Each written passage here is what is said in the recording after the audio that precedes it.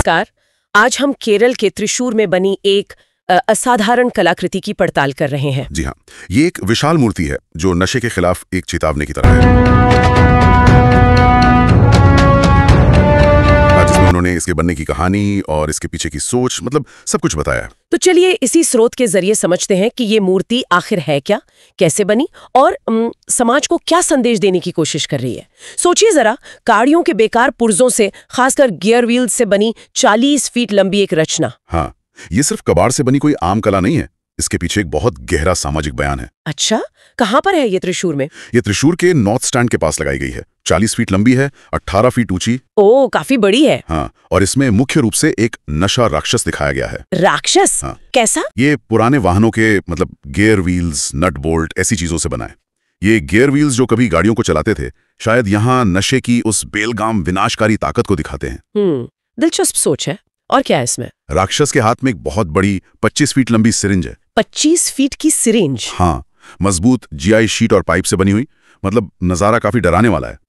और साथ में स्कूली बच्चा भी है जो उस राक्षस से बचकर भाग रहा है। ओह! और पास में ही फाइबर से बने पुलिस के हाथ हैं, जैसे सुरक्षा दे रहे हो। तो ये दिखाता है कि खतरा कितना असली है, खासकर बच्चों के लिए, और सुरक्षा की जरूरत कितनी है। बिल्कुल। अब इसके बनने की बात करें तो वो आसान नहीं था। हाँ, वो मैं सोच ही रही थी, इतने पुर्जे कहाँ से आए? कलाकार और उनकी टीम ने कबाड़ खानों से टनों वजनी पुर्जे जमा किए, खासकर बड़े वाहनों और 2 व्हीलर्स के लाखों गियर व्हील। लाखों? हाँ, और वो भी ग्रीस और तेल में डूबे हुए।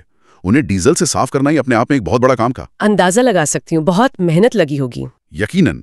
और फिर राक्षस के चेहरे के भाव ठीक से लाने के लिए पहले मिट्टी का मॉडल बनाया गया। अच्छा, पहले मिट्टी का मॉडल? हाँ, फिर उसका फाइबर का सांचा तैयार किया ताकि बारीक डिटेल्स आ सके। ठीक है। बाकी शरीर लोहे के फ्रेम पर इन्हीं गियर व्हील्स और पुर्जों को वेल्ड करके बनाया गया। वेल्डिंग करके? हाँ, और ये कोई हल्की फुल्की मूर्ति नहीं है। करीब 3.5 टन वजन है इसका। 3.5 टन? बाप रे।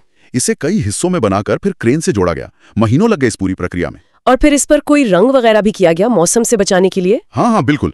4 बार PU पेंट किया गया है, काला, सुनहरा, सिल्वर, कॉपर, ताकि ये मौसम की मार झेल सके। इतने बड़े पैमाने पर कबाड़ को कला में बदलना, ये ख्याल किसका था आखिर? ये आइडिया असल में एक पूर्व शैडो पुलिस सब इंस्पेक्टर हैं, सुवर्ध कुमार, उनका था।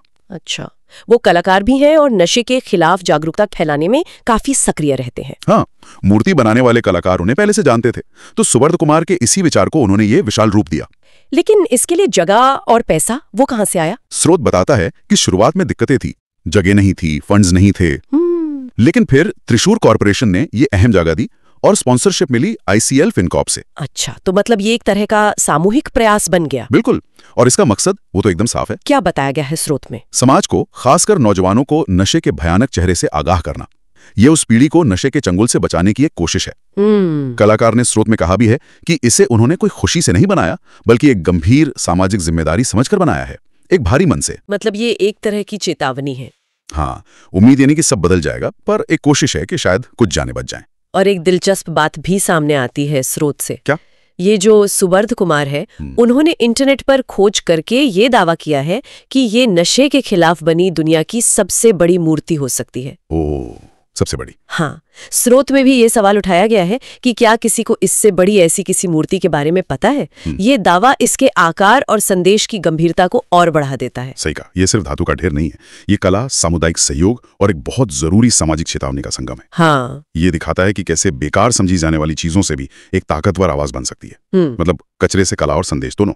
तो आखिर में ये सवाल मन में आता है कि क्या कला, खासकर इतने बड़े पैमाने पर बनी कलाकृति, वाकई समाज में सिर्फ जागरूकता से आगे बढ़कर कोई ठोस बदलाव ला सकती है? ये एक बड़ा सवाल है। या ये सिर्फ एक ताकतवर प्रतीक या अनुस्मारक बनकर रह जाती हैं? इस पे सोचने की जरूरत है। बिल्कुल।